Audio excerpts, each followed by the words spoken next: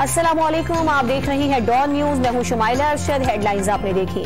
Lahore high court ने मीशा शफी और दीगर मुल्जिमान की अखराज मुकदमा की दरखास्त पर फैसला सुना दिया है। तफसीलात लेंगे डॉन न्यूज के नुमाइंदे राना बिलाल से। राना बिलाल, क्या फैसला सुनाया गया है?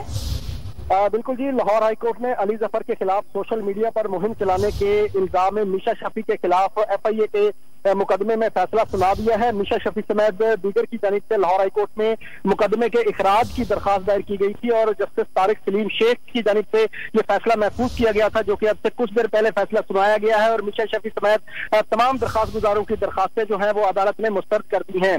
मीशा शफी ने अपनी दरखास्त में ये मौक़िफ़ इख्तियार किया था कि FIA ने हक़ाइक़ के बरक्स उनके खिलाफ साइबर क्राइम का मुकदमा दर्ज किया है और उनका मौक़िफ़ इस पर्चे से पहले नहीं सुना गया और इस केस में इंक्वायरी भी नहीं की गई, लिहाजा अदालत जो मुकदमा है उसे खारिज करने का हुक्म दे। जबकि अली जफर के जो वकील है उनकी जानिब से अदालत में यह बताया गया था कि ये मुकदमा बिल्कुल कानून के मुताबिक दर्ज किया गया है और साइबर क्राइम विंग ने तफ्तीश मुकम्मल करने के बाद ये मुकदमा दर्ज किया है।